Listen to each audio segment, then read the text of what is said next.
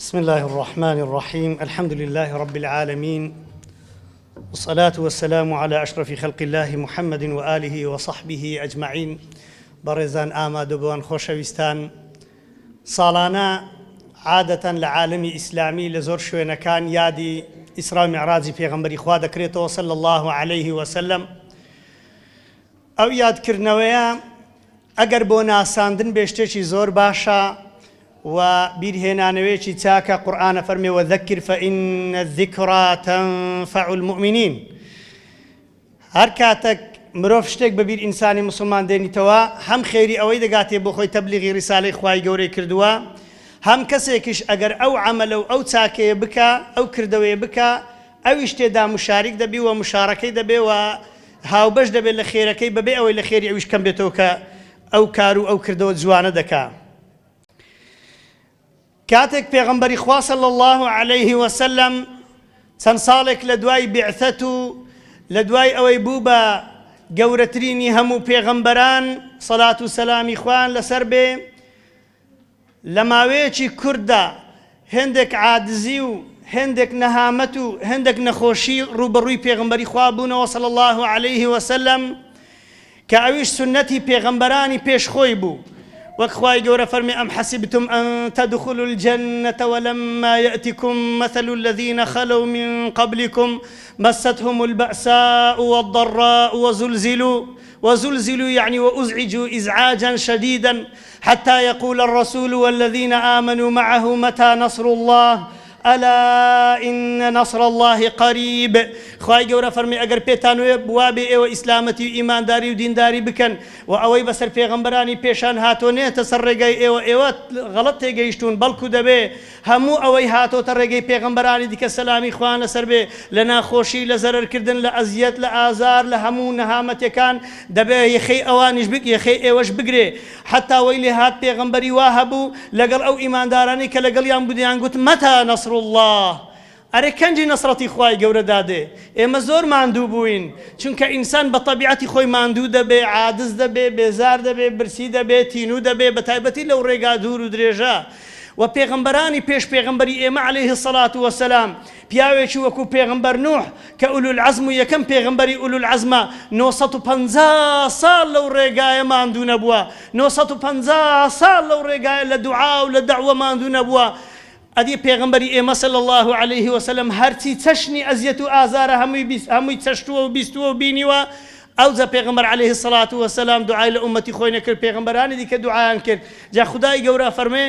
ئەلا ئین نەصر الله قەریب ئەلا یعنی لە بۆ تەنبیهە ئاگادار بن نەسڕەتی خوای گەورە نزیکە.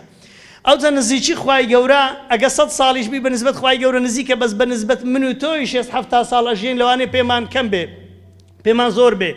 و شتێکی دیکە لەو مەسئلەیەدا سەرکەوتن هەر ئەوە نییە حکمی ئیسلام بگەڕێتەوە. سەرکەوتن هەر ئەوە نییە ببینی مسلمانان بوونەتە حاکم و دنیا کەوتۆتە بەردەستی مسلمانان. جاری وهەیە شەهید بوون گەورەترین سەرکەوتنە. حەمزەی مامی پێغەمبەر صلی الله علیه وسلم سەرکەوتنی پێغەمبەری و برازای خۆی نەبینی بەڵام شەهید بوونی بینی کە گەورەترین سەرکەوتن بوو بۆ ئەو بۆ ئێمەی مسلمانیش ئیحدە الحوسنەیەینە یەک لە دەو سەرکەوتنەکان یان شەهید بوون یان سەرکەوتنی مسلمانان و بانجی لا إله إلا الله محمد رسول الله بە ئاشکرا لە هەموو شوێنەکان ئەدرێ و غەیری کەلیمەی لا إله إلا الله کەلیمەیەکی دیکە بەرزتر نییە لە ئەو. کەواتە خۆشەویستان و بەڕێزانم پێغەمبەری مەش صلی الله علیه وسلم کاتێک ئەو ناخۆشانی هاتە ڕێگا لە هەموو ناخۆشیان ناخۆشتر ئەوە بوو پاشەوەی کە مامی بەڕێزی وەفاتی کرد ئەبوو تالیب کە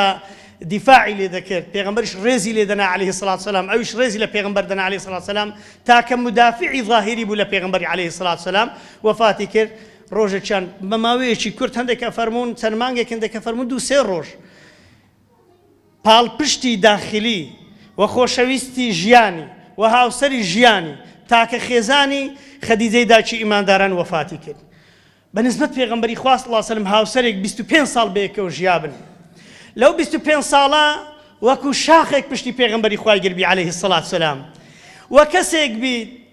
لەسەر ڕووی زەوی نەمزانی و خوای گەورە سەلام لۆ کەسێک بنێری حەزرەتی جبریل بهێ بڵێتن ئەی پێغەمبەری خوا ئەوە خەدیجە لەوێ دێ و قاپێکی پێ خواردنی بۆ تۆ پێ خوای گەورە سەلام لە خەدیجە دەکا.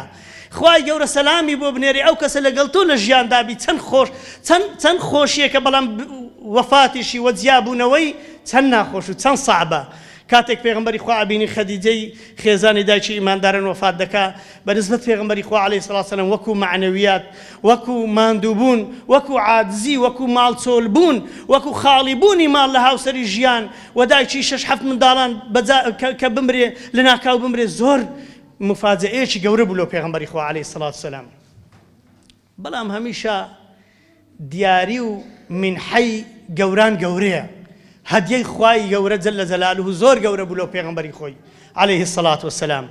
عام الحوزنە لە طائف گەڕاوەتەوە، خوێنی پێدا هاتەوە پێغەمبەر صلی الله علیه وسلم ئەزیەت دراوە، خێزانی وەفاتی کردووە، مامی دیفاعی لێ دەکرد وەفاتی کردووە. یەکسەر لە ناکاو پێغەمبەری خوا صلی الله علیه وسلم بە غەم و خەفەتەوە خەوی لێکەوت بوو. جبرائیل عەلەیهی السەلام دێ دەستی پێغەمبەر دەگرێت صلی الله علیه وسلم هەڵی دەستێنێتەوە لە خەوت ئەفەرمێ هەستا ئەی پێغەمبەری خوا تۆ داعوەتی خوای گەورەی با بڕۆن بۆ شوێنێک. یەکەم جارە پێغەمبەر صلی الله علیه وسلم براق ببینێ. براق ئەو دابەیە، ئەو مەخلووقەیە کە دەڵێن لە ئەسب گچکەترا، پێ دەڵێن دابەت الئەنبیا، خاص و تایبەتە بە پێغەمبەران. پێغەمبەر صلی الله علیه وسلم لەگەر جبرائیلە بەیەکەوە دەڕۆن و پێغەمبەر سواری ئەبی عەلەیهی السەڵاتو وسەلام. طبعا براق سرعەتی براق زۆر عەجائب بوو لە مێشکی ئینسانە لە ظاهری، بەڵام پاش ئەوەی کە دۆزرایەوە مەسەلەن خێرایی ڕووناکایی لە دنیای هیچ شتێک لە ڕووناکایی خێراتر نییە بە حساب وەکو ظاهر و علمی ظاهر کە لە یەک ترکەدا 300,000 کیلۆمەتر دەبڕێ. دەڵێن براق لەوە سرعەتتر بووە.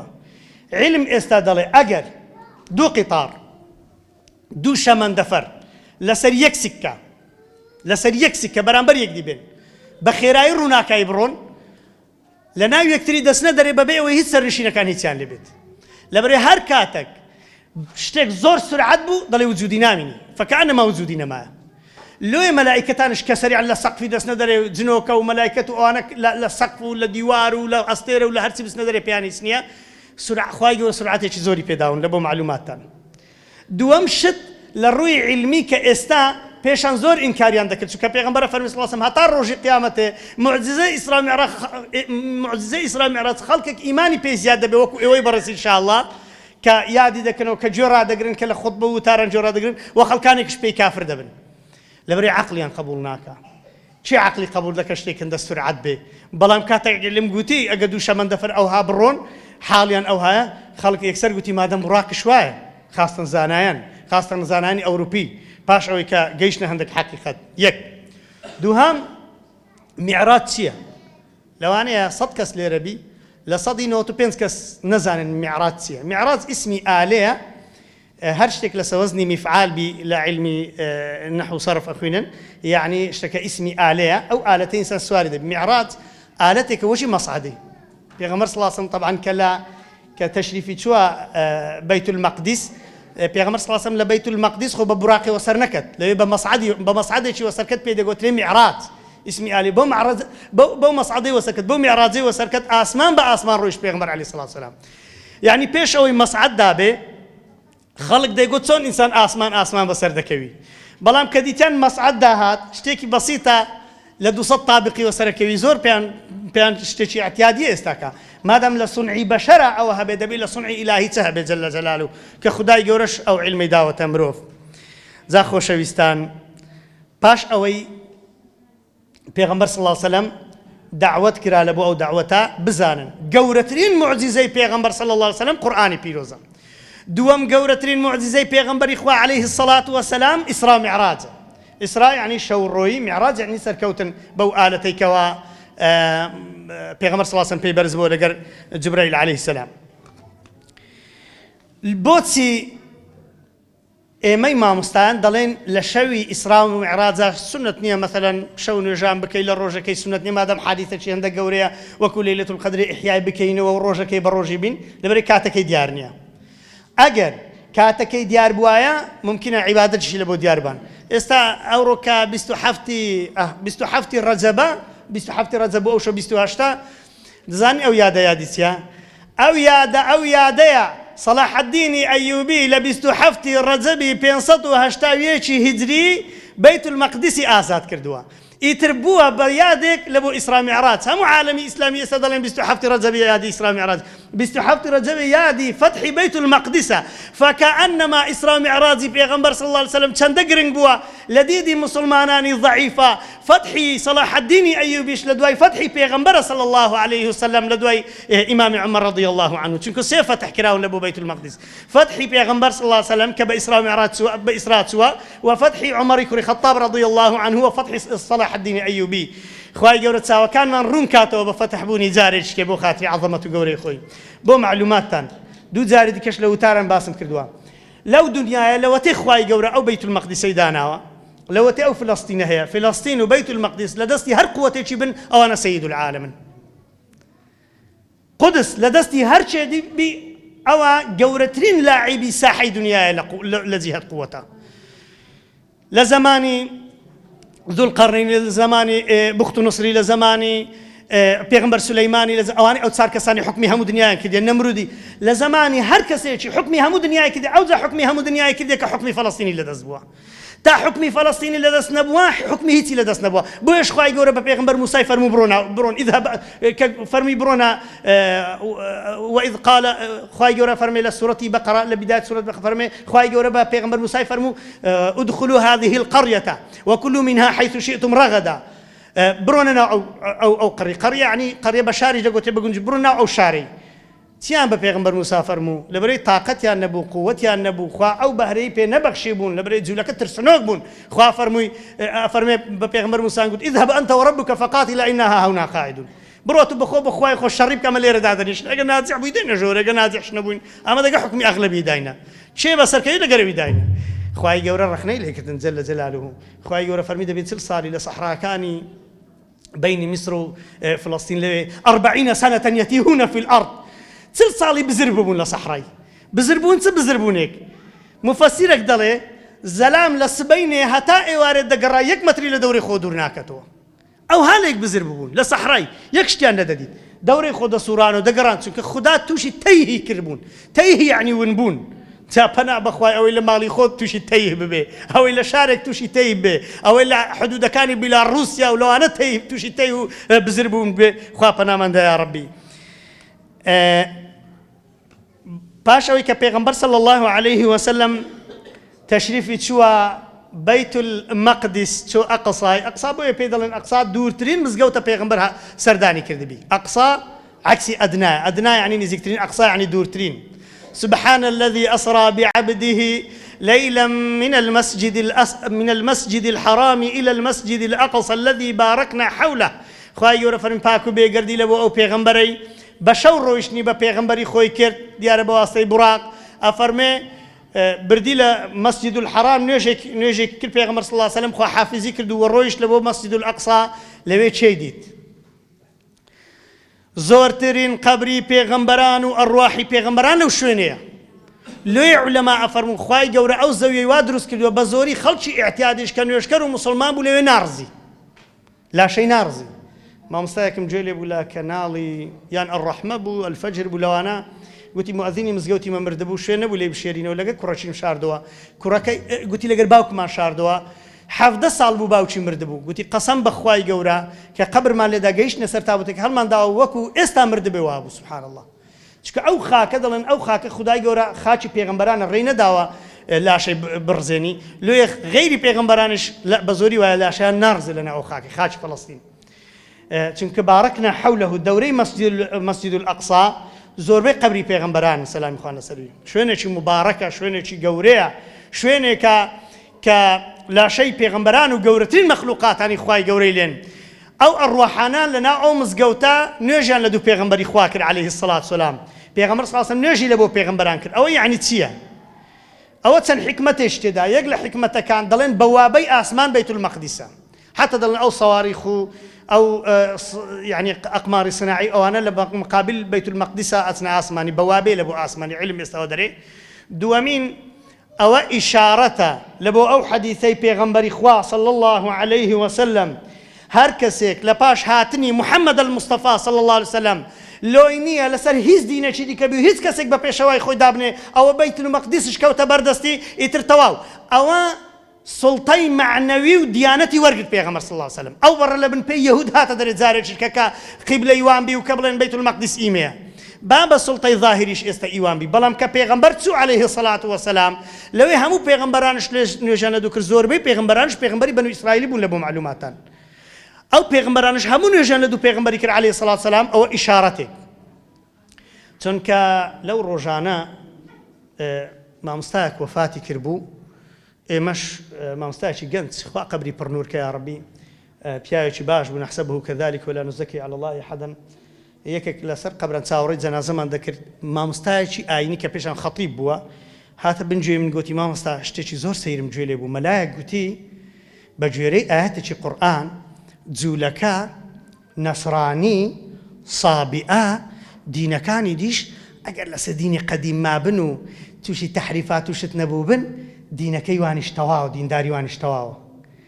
ئەمیش گوتم بە قوربان ڕقمی ئەو مامۆستام دێ زوو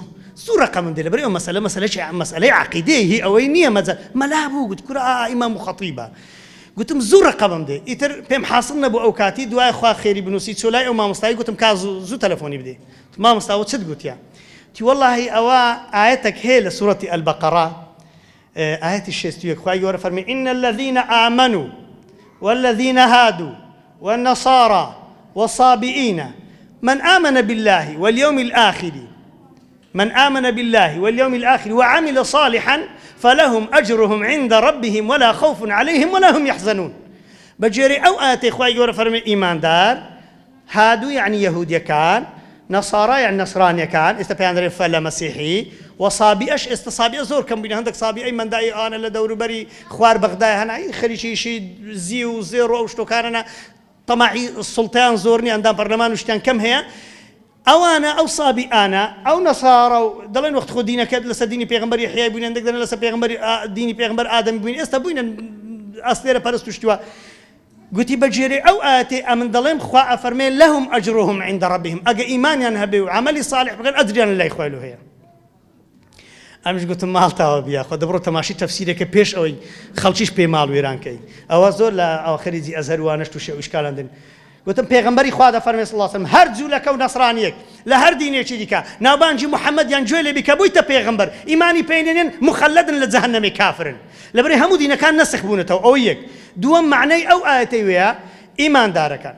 جوولەکەکان کە کاتی کە لە زمانی پێغەمبەر موسای نەسڕانیەکان لە زمانی پێغەمبەر عیسای سابئەکان ئەو کاتێ دینیان صحیح بووە ئەو کاتێ هەرچی ئیمانی هینابی عەمەلی صالحی کردبی خوای گەورە فەرمێ ئەجری لە بۆ هەیە و وەڵا عاجزیش نابی و وەڵا هیچ خەفەتیش ناخۆ و ناشترسێ مادام مردیە لەسەر ئەو ئیمانی هینابی و مردبی نەک کابرا جوولەکەبی ئێستا کە برێ وەڵا من دەچم لە ئەوەی ئەسەری خوا دەجوولی نشتۆکەچیان پێیە برێ وەڵا دینی ویشتەوە یان کەسێک لە کەنیسەی دینداری بکە ئەو دینداریە دروست نییە لەبەرەوەی دینی وان نەسخ بۆتەوە وەک چۆن کە پێغەمبەر عیسا هات کەس لەسەر دینی پێغەمبەر موسای نابیبی شریعەتەکەی موساش هەلە بۆ حەزرەتی عیسا بوویان پێغەمبەری پێش پێغەمبەر موسای نابی لەسەر دینی خۆ بینن بێنە سەر دینی پێغەمبەر موسای پێغەمبەر عیسا فەرمی وەرنە سەر دینی من ئەو غەڵەتیانەی لە پاش پێغەمبەر موسای دروست بینە لە بۆتان ڕاست دەکەمەوە ڕەسوولەن ئیلا بەنی ئیسرائیل لە بۆ بەنو ئیسرائیلەکان هاتبوو محەممەد المستەفا هات صلی الله علیه وسلم نە لە بۆ بەنو ئیسرائیل نە لە بۆ قاڕێکە نە لە بۆ ڕۆژێکە دینێکی ڕەبانی شمولی عالەمی ئیستیمراری ئینقیلابی ئەبەدی پێ لە لای خوای گەورە خوا ئەفەرمی وەما ئەرسەلناکە ئیلا ڕەحمەتەن للعالەمین ئەو پێغەمبەرە لە بۆ هەموو دنیا هاتیە گوتی مامۆستا خدا خێرت بنووسی وەڵای ئەمن غەڵەت تێگەیشتم گوتم کاچی من ئەوە ئیشی غەڵەت تێگەیشتنێ نییە ئەگەر فکرێکت لە بۆ هات دەبێت فەوری پرسیاری مامۆستایان کەی مەسایلی عەقیدە نەکەن لە مێشتی خۆتان بێرنەوە یان شک و گومانتان لە دروست بی و نوێژێ بکەی و گومانت هەبی هەر کەسێک یەک گومانی هەبوو بێمنێت پرسیار بکە نەشترسن پرسیاری عەقیدەی لە مێشتی خۆتان مێڵنەوە یاڵا پێغەمبەر صلی الله عليه وسلم ئیسراتەوە لە بەیت المەقدس بەرز دەبێتەوە بەو میعراجەی گەیشتە ئاسمانی یەکەم پێغەمبەر عەلەیهی سەڵات وەسەلام پێغەمبەر ئادەمی دیت باب ئادەم سەلامی خوای لەسەر بی مەرحەبای پێغەمبەری کرد سەلامی لێ جواب دایەوە زۆر کەیف خۆش بوو و پیرۆزبایی لێ کرد بەڵام پێغەمبەر شتێکی زۆر سەیری لەکن پێغەمبەر ئادەمی دیت لەکن باب ئادەمی دیت هەرچی ڕوحی ئیماندارانە هەموو کەت بۆ لای ڕاستێ پێغەمبەر صلی الله علیه و سلم پێکەنی کەیفی هات ئەو هەموو ئیماندارە دیت بەڵام پێغەمبەر صلی الله علیه و سلم کاتێک ئاوری داو لای چەپێ هەموو ئەڕواحی کافر و ئاهلی جەهەنەمی دیت پێغەمبەر گریا عەلەیهی الصلاة والسلام چونکە پێغەمبەری خوا صلی الله علیه و سلم زۆر متەئەسیرە بوو کاتێک ئەیدیت کەسێک بە کافری دەمری بۆیە قەت قەت محاولە مەکەن لە ژیانی خۆ پێتان خۆشبی کەسێک بە کافری بمری دژمنتان بی بڵێ یا ڕەبی خوا هیدایەتی دا چونکە ئەگە هیدایەتی دا ئەوەی ئەتوی ئەزیەتدایە ئەوش لەکن خوای بەلاش ناڕوە ئەوش دەچێتە بەهەشتێ چ منەت پێ یعنی جەهەنەم چ منەتی پێ خەڵک بچیتێ پێت خۆشبی هەموو کافر بێنە سەر هیدایەت. دووهەمین ئاسمان پێغەمبەر چوو عەلەیهی سڵاو سەلام عیسای کوڕی مەریەم و یەحیای دیت ئەوانە بادینی دەرن کوڕ خاڵەت ئەنگۆ دەرن کوڕە پلک بووینە. لە سێمین ئاسمانە پێغەمبەر عەلەیهی سڵاو سەلام پێغەمبەر یوسفی دیت ئەفەرمێ ئەڵڵا ئەفەرمێ جوانی یوسفی یان یوسف و دایکی ئەفەرمێ نیوەی جوانی ئەو دنیای درا بۆ ئەو دوو کەسانە سبحان الله ئەوەندە جوان بوو خوای گەورە جوانی چۆی دابووی. چوارەمین پێغەمبەر ئیدریسی دیت لە ئاسمانی پێنجەم پێغەمبەر هاڕوونی دیت سەر قژن و سەر لول و ئەوە زەخم بوو. پێنجەمین شەشەمین پێغەمبەر موسای دیت فەزلی لەسەر ئومەتی محەممەد سڵ سەلام پێغەمبەر موسا لەبەرەوەی داوای لە پێغەمبەری کرد کە گەڕاوە عەلەیهی سڵاو سەلام نوێژای لە بۆ سووک پێ خوای گەورە. هەفتەمین باپیری خۆی دیت پێغەمبەر سڵ سەلام پێغەمبەر ئیبراهیم. پێغەمبەر ئیبراهیم عەلەیهی سڵاو سەلام لەکوێ بوو؟ پشتی خۆی دابووە بەیت المەعموورێ. بيت المعمور لمقابل مكة حجز ملائكتانا لوتي رب العالمين خلقي كردوا درستي كردوا هتا أو لحظة بيغمبر صلى الله عليه وسلم فرمي هتا استا هم رجع حفتا هزار ملائكتي خواي جورات عبادتي كان هتا استا شيك ملائكة دوباره نبيتو سبحان الله الله والله هركاتك أو حديثي اللي بو طلبة كان خباسة كم يعني ببيرم ديتوا يعني عظمتي خواي جورا لكن من نوع شي دكيا يا ربي دەبێت چەندت مەخلوق هەبن ئەخر ئەمن چمەت خوا مادەم خدا ئەو هەموو مەخلوقەیە بی مەلایکەتی وا هەیە لەوەتی خدا خەڵقی کردێ لە سوزدێ هەر دەڵێ سوبحانە ڕەبیە الأعلا مەلایکەتی خوا هەیە لەوەتی خدای گەورە خەڵقی کردی هەر لە ڕکوعی دەڵێ سوبحانە ڕەبیە العەظیم بەملیارا مەلایکەت لە سوبحان الله ولا الحمد لله ولا لا إله إلا الله ولا تسبيح و تەقدیسی خدادان ولا يسأمون یەک ڕۆژش بێ تاقت نابن تخوا خدا ئەو هەموو مەلایکەتی هەبن عیبادت بکەن و بێەوەی ئیشی پێ بن هیچ ئەوە گەورەی و عەظەمەتە لە بۆ خوای بینە پێشساوی خۆ کا عیبادەتی تۆ ئەتۆ چی کا ئەو هەموو گوناح شتەیە کا عیبادەتەکانت کەواتە خۆشەویستان بەیت المەعموور هەموو ڕۆژە و هەموو عیبادەتەی تێدا بکرێ ئەو هەموو مەخلوقەی خوای گەورە عیبادەتی تێدا بکەن هەتا ئێستاش دووبارە نەبنەوە دەبی یەک بی ملیار بی سەد ملیار بی ملیار دەبێت چ بی هیچ محاسبێک هیچ حاسبێک لە دنیا نییە حیسابی ئەو هەموو مەخلوقاتی خوای گەورە بکە وما يعلم جنود ربك إلا هو کەس نزانی خوا چەندی جوندی هەن لە ئەمیبا و بەکتریا گچکۆکەکان و ئەو کۆڕۆنەی ئێستا 400,000 گەورە دەکرێت هەتا دەکرێت بەس بدیترێ هەتا دەگەتە مەجەڕەکان هەمووی مەخلوقی خوان ئەوەی ئەم تو دەبینین وەیەخلوق ما لا تعلمون بەردەوام خەڵقی ژەکا ئەوە هەموو مەخلوقی خوای گەورەن بەڵێ پێغەمبەر ئیبراهیمی دیت و سەلامی لێ کرد و فەرمی سەلام لە ئومەتی خۆت بکای محەممەد صلی الله علیه وسلم پێیان بڵێت خوا زۆر بنە سبحان الله والحمد لله ولا إله إلا الله والله أكبر ئەوانە هەموو ئەبن بە نەمام لۆیان لە بەهەشتێ هەموو ئەبن بە دار و بار هەموو ئەبن فەرمی گرد و تۆپۆڵکەکانی زۆر جوانن ئەو باشەی لە دەست خۆ نەدەن لە بۆ لەزەتێکی کەم لە بۆ شتێکی کەم بە قسەی کەسێکی کەم پەنا بەخوای گەورە. پێغەمبەر صلی الله علیه و سلم گەیشتە سیدرة المنتهى دارێکە پێغەمبەر فەرمی صلی الله علیه و سلم یغشاها من الألوان وای ئەو هەموو ڕەنگانەی تێدا پێغەمبەر صلی الله علیه و سلم فەرمی من ناتوانم وەصفی بکەم لەبەرەوەی ڕەنگەکانی لە دنیای نینە ئەو ڕەنگانی بە چاوی نادیتین ما فەوقی بەنەفسە جیوانە پێغەمبەر دیدبووی عەلەیهی سڵات وسەلام فەرمی لێرە ناتوانم وەصفی بکەم چونکە ئەو 8 ڕەنگ هەیە لە دنیای فەرمی ئەمن ئەو ڕەنگانم نەدیتینە ناتوانم وەصفی بکەم دارێکی هەندە جوان بوو طبعا آخر حدی بەشەریە بگاتەوێ پێغەمبەر صلی الله علیه وسلم لەوێ صعد ووصل إلى موضع يسمع فيه صريف الأقلام پێغەمبەر صلی الله علیه وسلم گەیشتە شوێنێکی آخر جبرائیل تەواو فەرمووی كالحلس البالي خوارێ وەکو پەڕۆکەی تەڕکەی بەعەردیوە بنووسێ أو ملائكة گەورەی کە خوای گەورە لە سوورەتی والنجم إذا هوى ما ضل صاحبكم وما غوى وما ينطق عن الهوى إن هو إلا وحي يوحى علمه شديد القوى ذو مرة فاستوى پێغەمبەر صلی الله علیه و سلم جارش کە لێ جبرائیلی دیت بۆ عەزەمەت و گەورەی خوا خەڵقی کردیە ئەو جبرائیلە ئەفەرمێ ئەو گەورەیەم بینی ئەفەرمێ کە کەوتە خوارێ چی لێ هات ئەفەرمێ کە کەوتە خوارێ وەک کەالحلس البالي وەکو پەڕۆکێکی تەڕکەوتە سەر زەوی بە زەوی وەنووسە سبحان الله هیچ نەیتوانی سەرکەوی کەوتە سوزدە و ئەفەرمێ ئیدی من لێ حتا گوێم لێ بوو پێغەمبەر صلی الله علیه و سلم فەرمی خشەی قەلەمەکان کاتێک ئەعمالی بەشەرەکان دەنووسن سبحان الله گەیشتە ئاخر شوێن پێغەمبەر صلی الله علیه و سلم ئەوجا ئەوە گەورەیەکی گەورەیە ئەوجا قسەی لەگەڵ خوای گەورە کرد پێغەمبەر صلی الله علیه و سلم چی فەرموو التحیات لله والصلوات والطیبات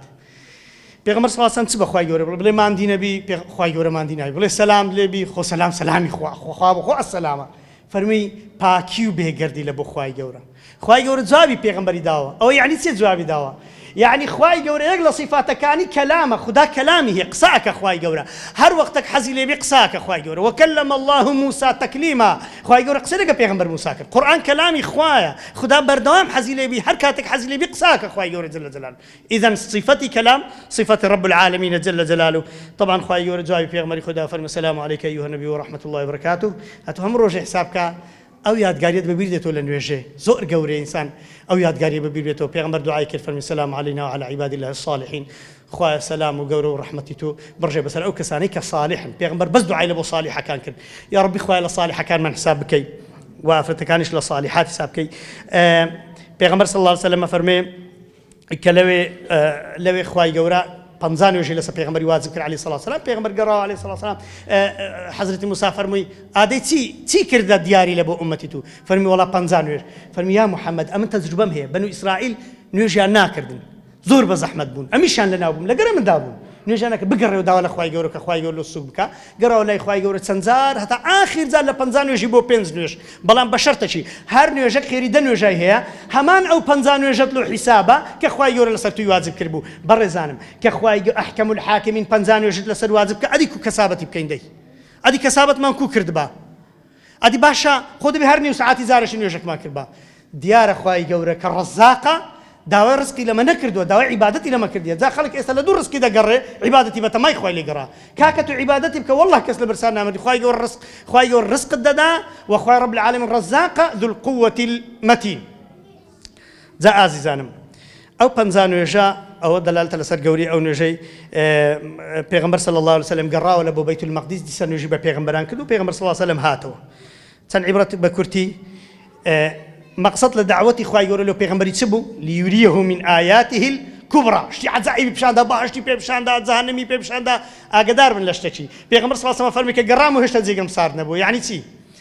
بشر كلكوكبي زوي تشودري روج ناميني كروج نما كات ناميني سبينا ونيرانا وساعات اشتونو ودوانا نامينين كأوانا نما يعني ممكنة 100 ساڵی لێ دێ بگەڕێ و بسوڕێی هێشتا لێرانێ هیچ نەبوو بیان لەوانەی لێرانێ 100 ساڵی ئێرە بە لەحظەکی وێنە بی لێ پێغەمبەر فەرمی صلی الله علیه وسلم لە بەهەشتێ چکە لە بەهەشتی کات ڕاستی ئەفەرمێ 40 ساڵی لەسەر یەک تەنیشتی بەس باسی دنیا لە بۆ کەسێکی خۆی دەجێڕیەوە لەسەر على سرور متقابلین لەسەر دوو تەختان بەرامبەرێکدا دەنیشن باسی دنیا لە یەک دەجێڕنەوە 40 دانە ساڵی بەس باسی دنیا لە بۆ یەک دەجێڕنەوە مەسەلا مە دەڵێن لە مزگەوتی فورقان ئێستاش ناوی مزگەوتی فورقان ئێرە لە مزگەوتی فورقان دانیشت بووین لە شەوی 28 ڕەجەبا باسی پێغەمبەرمان کرد خاصة مدحي خواي جورا ما كر أوانا لبوي جديدة جيرنو بإذن خواي جورا وهروها أنواع عذاب ديت في غمر صلى الله عليه وسلم عذابي أواني مالي يتيمان دخون أواني مالي فقيران دخون أواني مالي ملتي دخون أواني جنادنا حرام أواني جنادنا الربا أواني لا يبالون لا شيء لا شيء بارا جيبون هذا أواني ديت في غمر صلى الله عليه وسلم وهروها ديتي في غمر صلى الله عليه وسلم استفاده لتجربه پیغمبر موسی کت خوشویستن اما بتایبەتی ئەو کچ و کوڕانەی تازە پێرا دەگەن تازە زەواج دەکەن زۆر ئیستیفادەی لە زەواجی دایک و باوکتان لە مەشاکلی دایک و باوکتان لە ژیانی ئەوانە وەرگرن یا ربی خوایە لێتە ئەپارڕێنەوە دەڵێن اللهم یا مثبت القلوب ثبت قلبنا على دينك يا ربي خدا لها مكات وساتكان لدولة ممدي وفقيري لخوشي ولنا خوشي يا ربي خدا ثابت من كي لسر أو دينا وخشكي برز أو شتوشي امتحاني شي زور قوري خدا يبوا داواي كرقوتي تخوا دوام لو كل خواي جورا كدر بتسملو امتحاني وخواي جورا سركوتم بك وخواي جورا أو مشكلة أو مصيبة تملك وركاتها يا ربي خدايا بخاطري عظمته قوري خد أوي مشكلة شي هي أوي شيء هي للمسلمان بويتار سركي يا أرحم الراحمين وصلى الله على سيدنا محمد والحمد لله رب العالمين والسلام عليكم ورحمة الله وبركاته.